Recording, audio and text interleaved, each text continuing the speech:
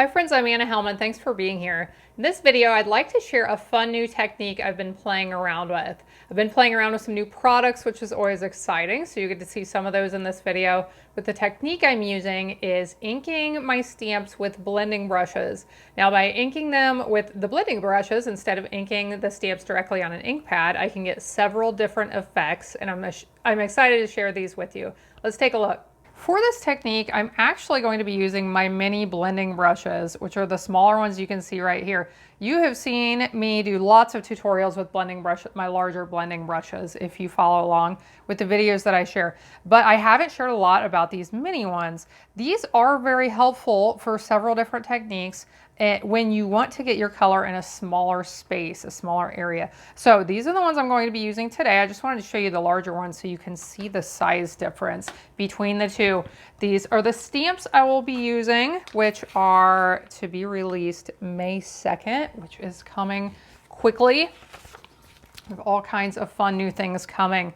Now, what I want to do first is show you, we are going to be creating several, we're going to do 3 different cards here, and actually using some new colors, which is exciting. This is my pebbled path. Now, when I ink my blending brushes, ink the stamps with the blending brushes, I'm going to get a lighter color effect than if I'm stamping directly by inking onto the ink pad. So I also am going to be lightening up the branches that I'm stamping here because I want everything to kind of match. I don't want the branches to overpower the leaves and the flowers and the other things I'm going to be stamping on top. So I am just kind of stamping these all over the place. And then I did this on one of the other cards you'll see here in a second. Ink, stamp off, stamp right here with the bottom end of the stamp to look kind of like a branch down here. Okay, so now that I have that ready, let's get to this technique. And on this one, I am going to use the stamp that looks like berries. There's 3 different stamps that can be coordinated with this. The one that looks like berries, we have one that looks like leaves and flowers. So for this one, I am using berries, and this is a new color. So this was Pebbled Path. Here's a new color. This one is Moody Mauve. So what I'm going to do is ink up my blending brush and then just apply this color to the stamp. You can use kind of a circular pattern, the same as what you do to ink the blending brush itself, or you can do more of a tapping pattern. You are going to get more even color if you do a swirling pattern than you'll get if you do more of a dabbing or a blotting. So we will do this several times. Now this one, I'm going to do a little bit different. This one I am going to dab on instead of using the circular pattern, and see if you can see a little bit of a difference. I'll hold this up a little bit closer, see how on this one I have some that are really light, some that are darker. This one right here, they're all a lot more even. Now, just to compare, there you can see what it looks like when I stamp directly, so significantly darker. And one of the other things I like about this is that the irregularity in the color. I think anytime you can get something that has irregular color, some lights and some darks and some color variation, it looks more realistic. So especially for something like these branches, or just for a fun technique to try, it is something that you can do. Now this set does come with some extra little stamps that coordinate. I'm going to do that again. So I'm going to do that again. I haven't stamped. Okay, so this one looks a little bit different. It coordinates. So I'm going to stamp this a few times. I can add this in some spots if they look a little bit open, or just for something a little bit different to add. And I feel like if I stamped directly, it would be a little bit too dark. So that's what I'm stamping off here.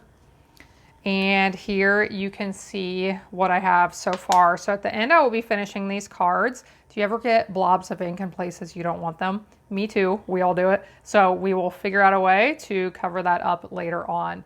So that is one example. Let's take a look at a second one. And for this one, I have stamped the branches in a pattern to look more like a tree. So I'll show you how I did that. I stamped the large branch once, and then I turned it around and inked the bottom and stamped down here at the bottom. And then there's a smaller branch, and I stamped this twice on each side of the large one in the center. So for this one, I am going to be inking this leaf stamp, and I'm going to use several different colors for this.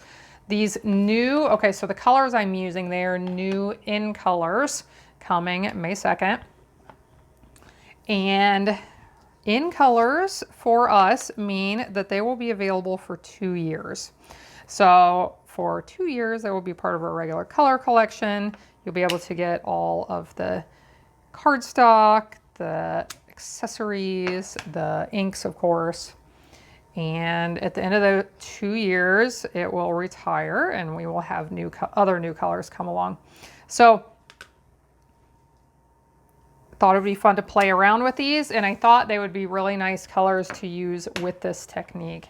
So I'll do this one more time, and then I want to bring in some different colors and add to this. I thought with this leaf one that it would be really neat to make it look like a fall tree with multiple colors on it. So I just cleaned my stamp off, so it is free of ink before I add another color. Now I am going, so I just used copper clay. That was that color. Now I am going to be using some wild wheat. These new colors are very much outside of my normal happy, comfortable box of what colors I like to use. But the more I look at them and the more I use them, I am really loving them. But I thought these would be really fun colors to use for this tree. So I'll just stamp that one twice, and now the pebbled path, the one I used for the branch, the trunk and the branches, thought it would be fun to add in just a few of those. So let's ink this up 1 or 2 more times and add in a few more. And I'll have to show you, we'll do a little comparison of what this looks like the way I'm inking it with the blending brush compared to what it would look like if I just inked it directly. And this one will definitely be a lot darker. So there you can see the difference. Now let's add in just a couple of those individual leaves. Got the little individual leaf stamp. We'll stamp off, add one there, add one down here. Let's add a couple in copper clay. So this is a great way, this stamp right here, if you feel like you got an open space that doesn't quite look right, just fill it in with some of these little ones. Okay, now this third one I'm excited about. We're going to get a little bit different effect with this one. And I've already stamped that branch. What I want to do is I'm going to use different colors to ink the stamp on this one.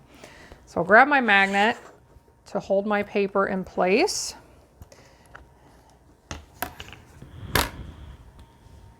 And first, I'm going to ink with Moody Mauve. I thought it would be really fun for this one to ink Moody Mauve and Boho Blue. So we'll get some of the mauve, we'll get some of the blue, and we're going to get some mixing that happens as well. And I think that will be a fun purpley color in my mind, at least. So I'll ink, I just inked a few spots. I inked right around here, I inked right around here, I inked right around here. Now I'll go ahead and stamp my first time. And there, hopefully you can see where the ink is and where the ink is not. So clearly I did not get a full stamp on this. Let's clean this off, add some of that boho blue.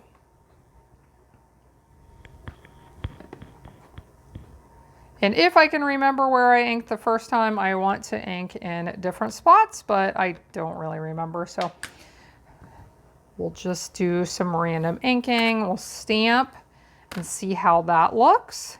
Starting to look pretty neat. Now I think that's enough blue for the way I want this to look. So I'm going back to the mauve. Let's add, we'll do at least one more stamp with the mauve. But isn't this neat how you get the different color patterns? Definitely a different look than if you would just ink that stamp on your ink pad and stamp directly.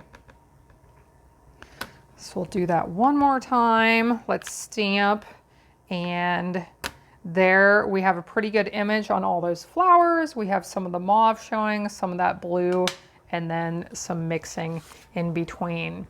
Now I want to come back in here and use my blending brushes and add a little bit more color to these images.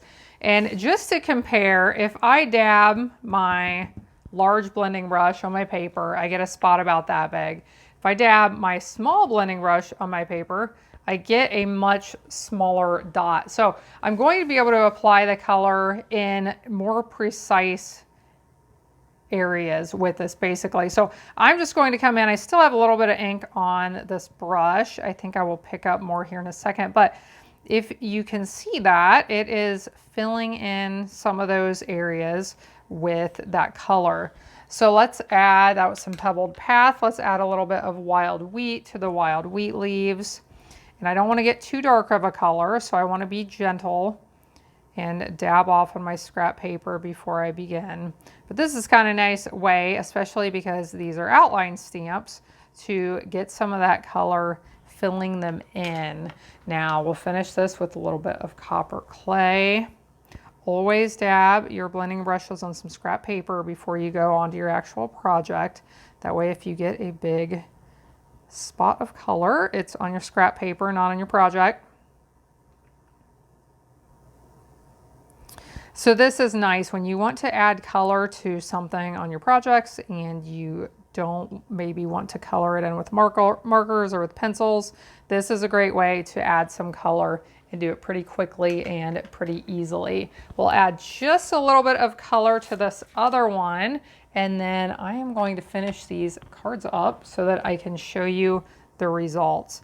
This one with these flowers, I think this will look really nice, just to add this color in a few spots and not add it all over for some highlights.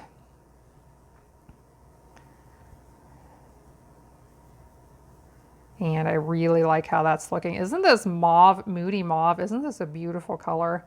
I just love this. Okay, now I am going to finish up these cards. I'll come back in just a second and show you the finished results. I finished these up, so let's take a look at them. On this one, I decided there was way too much white space over here on the top and left. Wasn't exactly sure what to do. I decided to tear those edges, and I love the rustic effect I got. And then I wanted just a touch of something in the background. So I used this strip of gold paper. Do you ever use just little tiny strips of specialty papers? They add so much and it doesn't cost very much. Of course, those papers cost a little bit more, but when you just use a little tiny bit, it doesn't add much at all. Stamp the greeting, may you feel sheltered in the love that surrounds you from this set. What is the set called again? Seasonal Branches is what we're using. And added a few of the little in color dots that match these cardstocks and inks, these new colors. Let's look at this one. I put it on some moody mauve cardstock so that it would coordinate. Use some of that ribbon and the greeting, sending an abundance of love. I didn't really intend for it to look this way, but I feel like this would be perfect for someone battling breast cancer or maybe a survivor. But I thought the ribbon ended up looking like that, and then the sentiment and the colors and everything. But definitely appropriate for all kinds of other occasions as well. And I added some of the dots there. Oh, I did cut this into 4 pieces. I thought that would be kind of a fun way to add just something a little bit special instead of just putting that piece that I had stamped right onto the background. And this one, I just had to use this branch set with the Sweet Songbird set. This is a set I've done some neat tutorials with in the past. I did one showing how to stamp the bird facing left and punch it, and then do the mirror image and stamp it so it was facing right, and then stamp one facing left. I had a whole big long slimline card with watercolored birds facing both directions, all kinds of fun techniques. I will link to that in the video description below. Also my tutorial on blending brushes and probably a few other things if you want some more information on them. So this one, I embossed that background with the Countryside Blossoms embossing folder. Before I embossed, I stamped some of those music notes from the Songbird stamp set and added this to the card with a little greeting down here at the bottom. So hope this gives you some fun ideas for ways to use blending brushes, especially these mini blending brushes, since we can apply that color in a little bit smaller area. If you're interested in any of the products I've talked about, you can find links in the video description below. I really appreciate if you shop with me, and you will receive a personalized thank you just from me in the mail. I hope you have a blessed day, and I hope you'll be back again next time when I'll be here helping you to hand make with love.